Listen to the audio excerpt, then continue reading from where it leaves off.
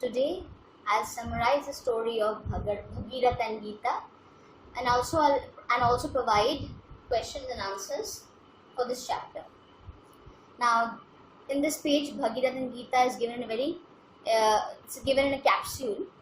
Look at the qualities Bhagirath had. He was innocent, he was virtuous and kind-hearted. He renounced worldly comforts and became a sage in order to do good for the people of his kingdom. His penance had lifted the curse of his forefathers. Now, coming back to worldly comforts, he had become a king. So a king had all the comforts in the world, but he, for the sake of his people, for the good of his people and his kingdom, he gave it all up.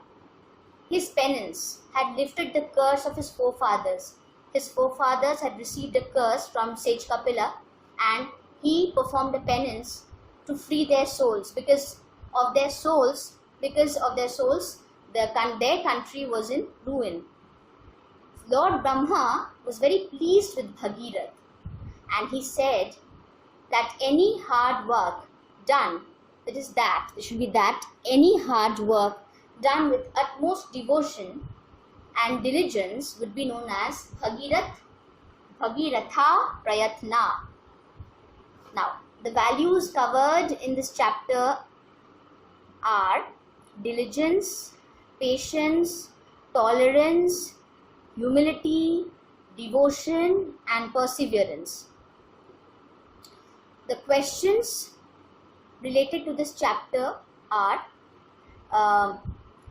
there are few questions which you have to answer in 1 or 2 sentences, and there are few questions you have to answer in 5 to 6 sentences. Now, before I move into the start discussing the questions, I will just give a summary of the entire chapter. Now, Bhagirath, who was Bhagirath? Bhagirath was the king of Kosala in ancient India.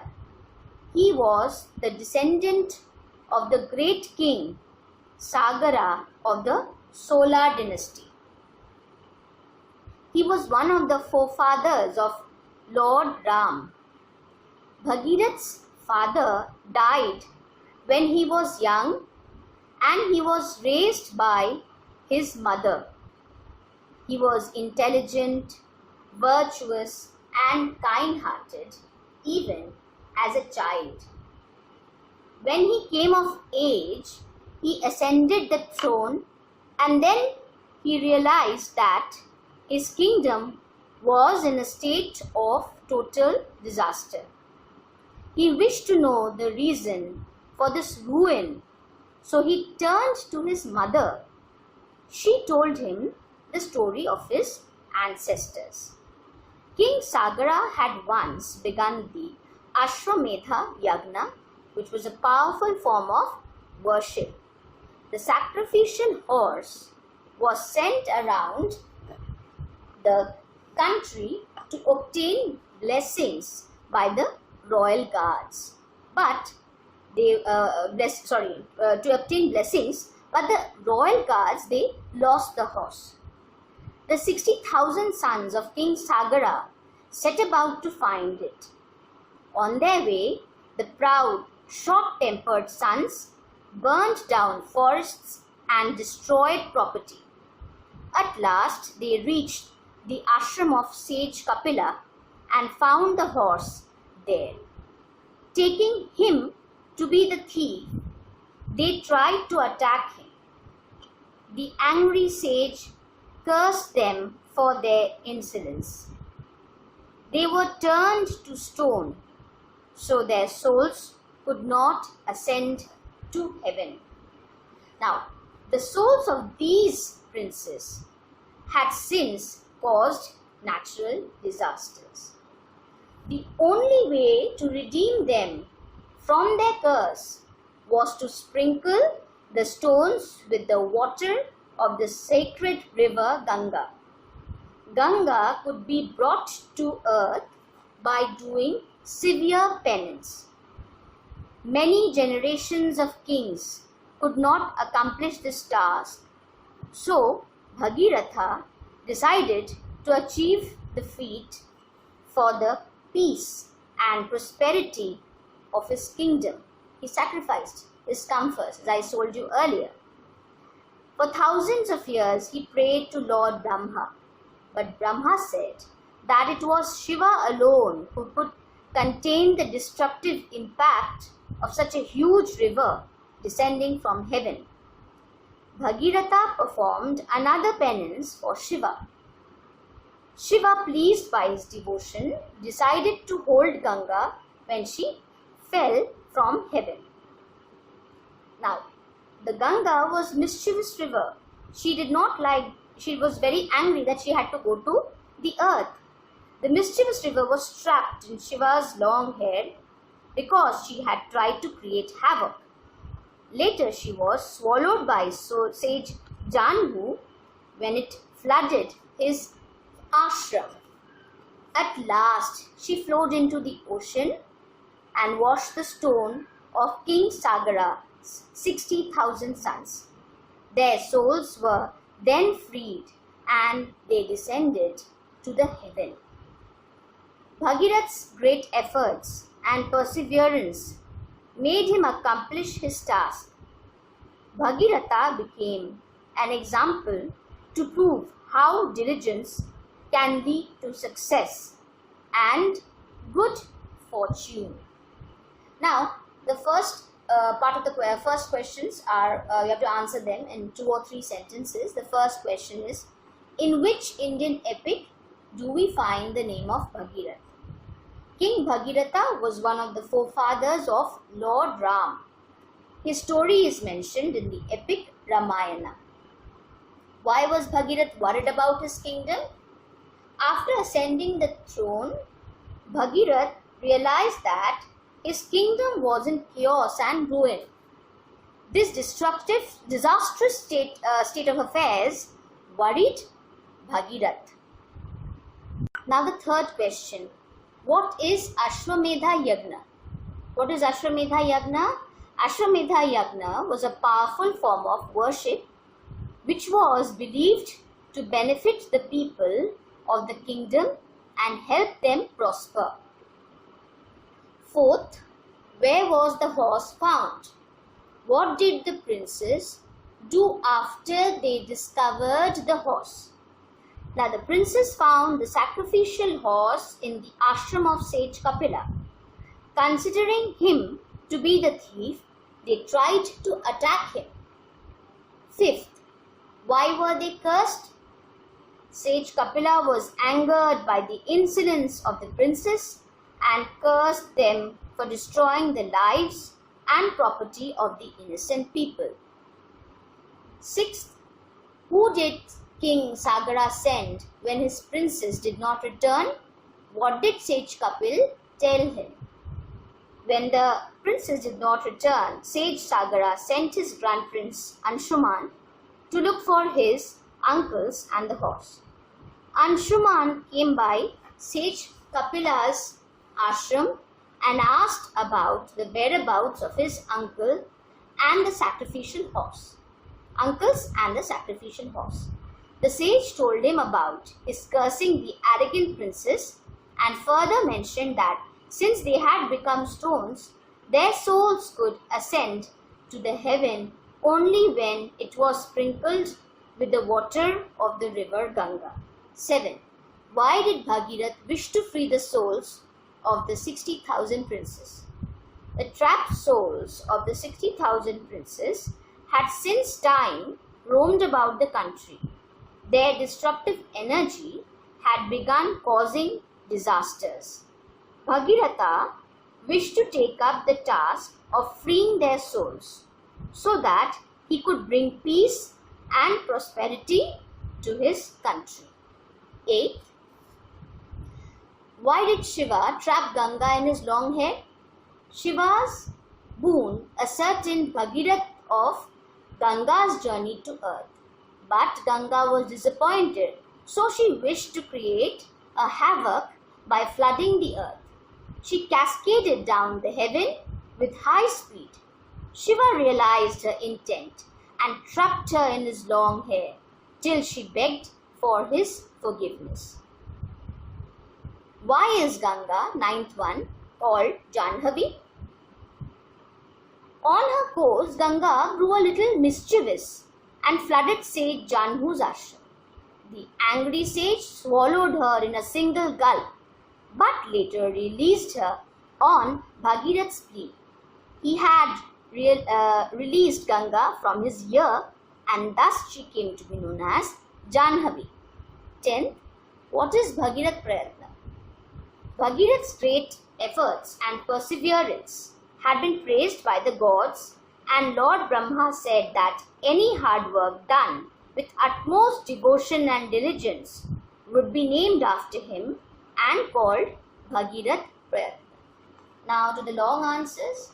There are 2 questions here. What influence did Bhagirath's mother's narration have on him? What goal did he set for himself?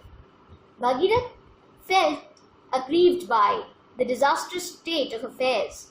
He turned to his mother for advice. From her he came to know the reason for such chaos and ruin.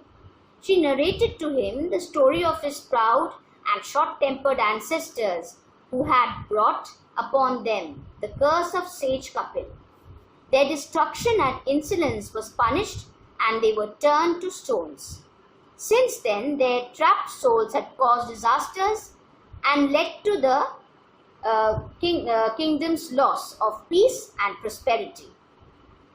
Led to the loss of peace and prosperity in the kingdom. Bhagirath knew that many kings before him had tried to free their souls but were thwarted.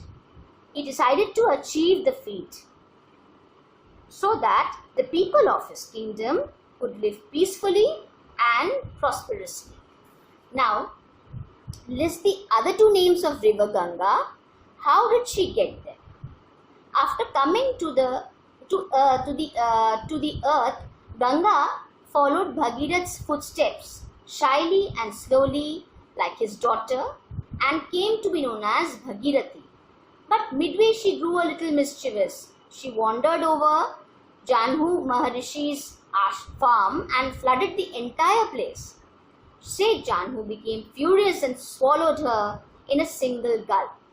Bhagirath immediately asked the sage to release Ganga and narrated his story. Pleased with Bhagirath, Sage Janhu released Ganga from his ear, and she came to be known as Janhavi. So, we finish with Bhagirath and Ganga. Now we'll do the parable of the pencil. Now the parable of the pencil, we have already done this before. This is what is a parable? First, before doing this, we should understand what a parable is. What is a parable? A parable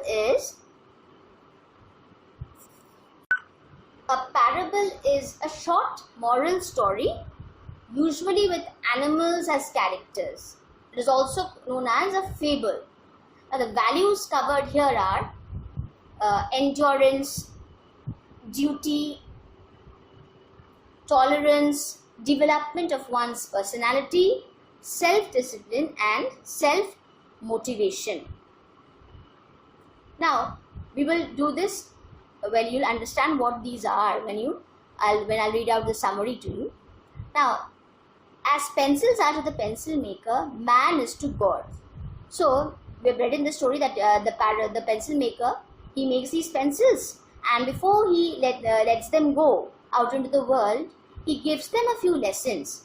Similarly, if we put ourselves in the place of these pencils, the 5 lessons that he gives to the pencils, they become words of wisdom. So I said, as pencils are to the pencil maker, man is to God. Now, the words of wisdom are, first, I'll do it, I've given it very precisely here. Allow yourself to be held in someone's hand. Second, painful sharpening, absolutely necessary for being better. It brings out endurance and tolerance. Third, will be able to erase any mistakes, special ability, which is a special ability. Fourth, the core which will be visible, core is not visible, will not be visible to the others. And 5, that is what really matters. The core, what really matters, is not visible to others. And the 5th, must continue writing on any surface, rough or smooth. Now, we'll go to the summary of this chapter, the parable of the pencil. There was a young man in a town, small town, who had an interesting business. He made pencils of all kinds. Some others tried to compete with him in making better pencils, but no one was able to match his variety. He became so popular that people christened him Pencil Maker. One day, the pencil maker was packing pencils in neat little boxes. The last of the 10 pencils had to go in. Just before putting them in, he took them aside and said that he wished to tell them something, and if they remembered that forever, they would be the best pencils ever. 1.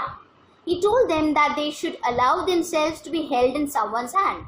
If you don't, what do we do with the pencil? We write with a pencil. We can write.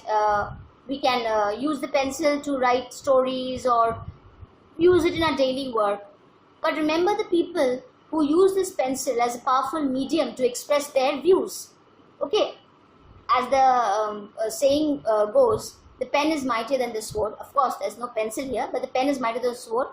Means all the same. Pen and the pencil, they are all the mediums of expression. Okay, so they should allow themselves to be held in someone's hand. Okay.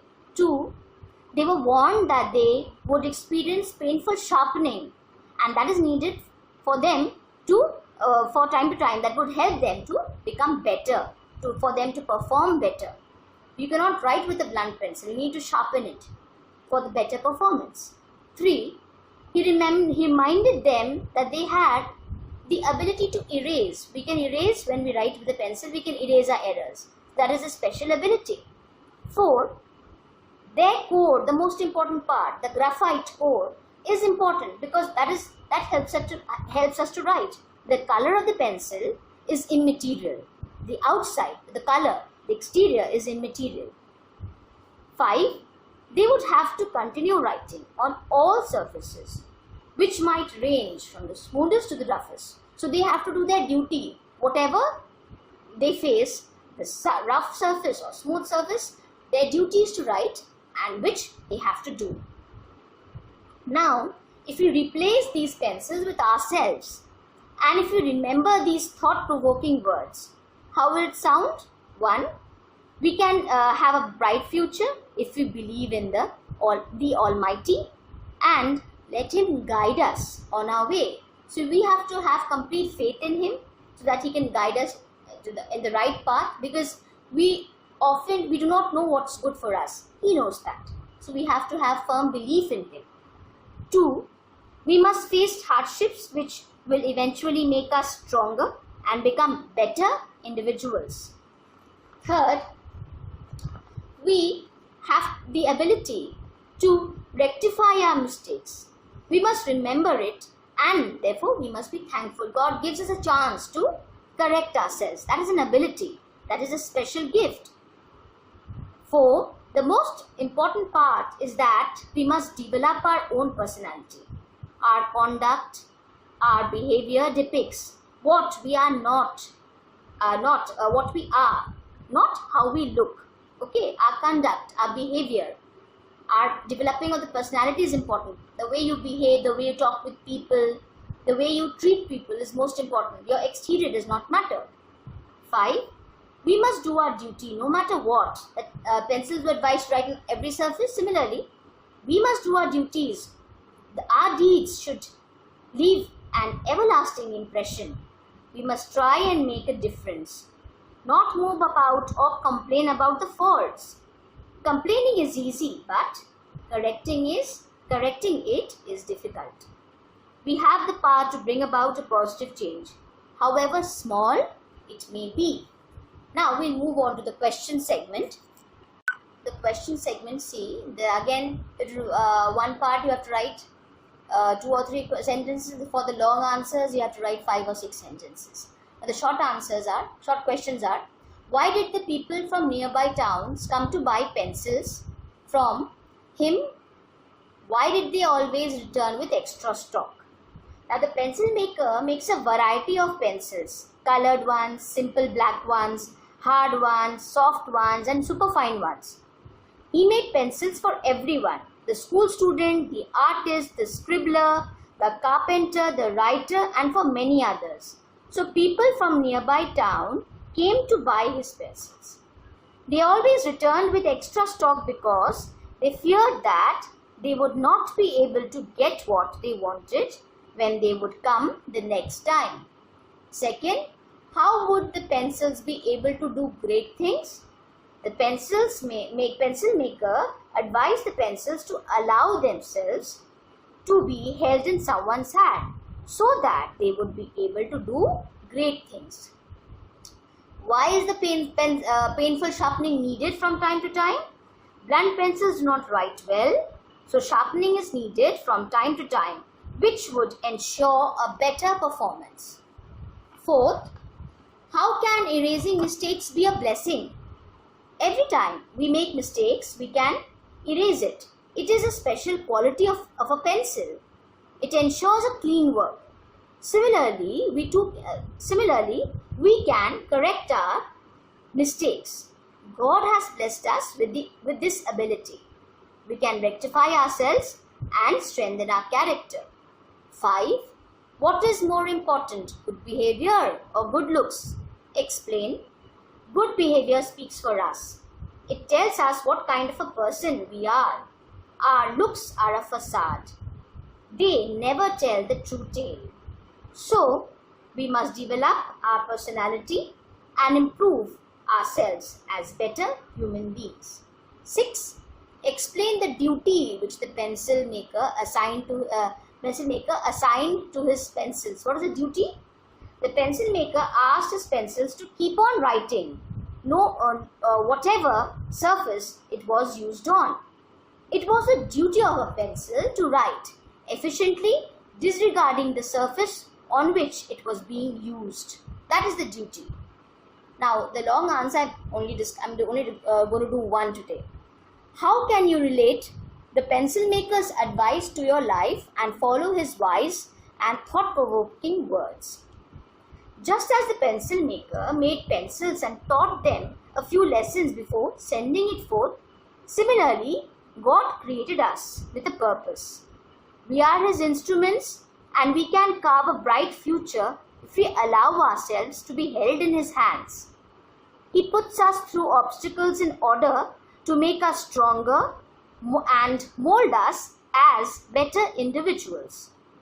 The Lord Merciful has given us the ability to rectify our errors and cleanse ourselves because our good deeds define us. The body is just an encasement. What people see outside is not important. The important part is what is inside, which is our personality. The way we develop personality will keep getting reflected in our behavior from time to time. The most important lesson that we must remember is of our duty. Whatever we are, we must try to make a difference and leave an everlasting impression. We may be put through the toughest test in our lives, but we must continue to do our duties. The wise thoughts of the pencil maker can be like the commandments that will help us become a better human being. Now study the summary properly and do the questions, and practice well. Study hard.